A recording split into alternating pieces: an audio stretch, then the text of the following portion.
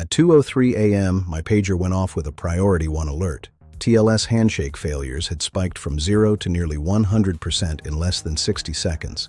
Our synthetic monitoring checks across 3 regions were all red. In Slack, the on-call channel was already filling up with screenshots.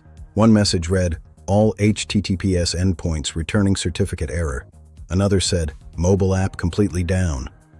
I opened Grafana while still half asleep. Request volume was normal. CPU across the Kubernetes cluster looked steady, but error rate on the ingress controller had gone vertical. Nginx logs were flooded. The line that really woke me up was, "Customers are reporting browser warnings. It says the connection is not private." It was 2:07 a.m. Something fundamental had broken. Environment context. We were running on AWS in a multi-region setup. Primary traffic went to us East 1, and we had a secondary deployment in EU West 1 for failover. The platform was built on EKS with around 60 microservices. Traffic entered through an AWS application load balancer, which forwarded to Nginx ingress controllers. TLS termination was handled at the load balancer layer using ACM certificates. For some internal services, we also terminated TLS at Nginx using Kubernetes secrets. External DNS was managed through Route 53. Our traffic averaged about 25,000 requests per minute during peak and around 8,000 overnight. Databases were a mix of RDS PostgreSQL and Elasticache Redis.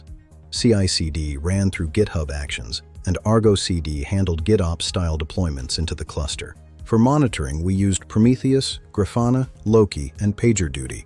Synthetic probes ran from 3 geographic locations, hitting critical endpoints every 30 seconds. The architecture was stable. We had not had a major outage in months, but what broke was simple on the surface. Every HTTPS request failed. Browsers showed warnings. Our mobile app, which pinned certificates, simply refused to connect. Monitoring showed something interesting. The application pods were healthy. Liveness probes were green. Database connections were stable. Internal service-to-service traffic was unaffected. What looked suspicious was the Nginx ingress error rate. SSL handshake failures. CloudWatch metrics showed a sudden spike in TLS negotiation errors. However, target health checks were still passing because they were over HTTP on an internal port. It did not look like resource exhaustion. It did not look like a deployment gone wrong. It looked like the edge of the system had simply stopped trusting us. The first hypothesis, something changed in DNS. Maybe traffic was being routed to an old environment. I checked Route 53. Records were unchanged. TTL values were normal. I looked at the AWS load balancer configuration. The listener was still configured for HTTPS on port 443. It referenced an ACM certificate by ARN. At 2:12 a.m. I clicked in. It showed as expired. For a moment I thought I was misreading it. ACM certificates are supposed to auto-renew, but the expiration date was exactly 2 a.m. UTC, 14 minutes ago. I called out in Slack that the certificate appeared expired. Another engineer confirmed that the certificate chain presented was indeed past its validity period. Why had ACM not renewed it? We used DNS validation.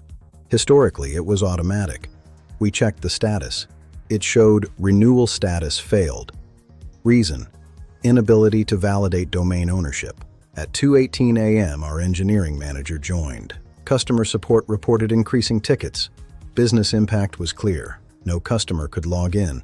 This was a full outage. We considered failing over to EU West 1, but that region discovered the same pattern. Its certificate had also expired at 2 a.m. UTC. The issue was global. One engineer started digging into Route 53 history. We discovered that 3 weeks earlier, during a cleanup effort, an old hosted zone had been removed. CNAME records were deleted. At the time, nothing broke. But when ACM attempted automatic renewal 30 days before expiration, it failed validation. We never received an alert because we didn't monitor renewal status. Now at 2:23 a.m., it had finally expired. The root cause was a combination: DNS validation records deleted during cleanup, and no alerting tied to certificate renewal status.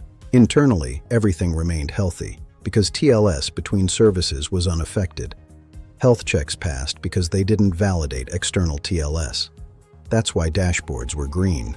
The fastest mitigation path was to issue a new certificate. At 2:26 a.m., we initiated a new ACM certificate request. This time, we carefully recreated the required CNAME records. DNS propagation in Route 53 is typically quick. Within 5 minutes, ACM validated the domain. The new certificate moved to issued status at 2:34 a.m. We updated the load balancer. AWS applied the change without recreation. Within 60 seconds, TLS errors in CloudWatch began to drop. At 2:36 a.m., our synthetic checks turned green one region at a time. Browser warnings disappeared. Mobile app connections resumed. Total recovery time from first alert was 35 minutes. We did not roll back. The forward fix was a valid certificate. Post-mortem reflection. What failed was our assumption that managed services remove the need for vigilance. We trusted ACM to auto-renew without monitoring the pipeline itself. Detection was weak. Another lesson: cleanup tasks need dependency awareness. Infrastructure changes should be reviewed not just for immediate impact, but for deferred effects such as renewals weeks in the future. External health checks should validate the same path users take, including full TLS negotiation. Internal HTTP checks were insufficient to detect this failure mode. We had an observability gap. Organizationally, certificate ownership was ambiguous. If something is global, someone must be accountable for its lifecycle. Every critical certificate should have warnings at 30, 14, and 7 days. At 2:45 a.m., the system was healthy except for a single expired document proving our identity. Sometimes the smallest overlooked dependency can bring the entire edge of a platform to a halt.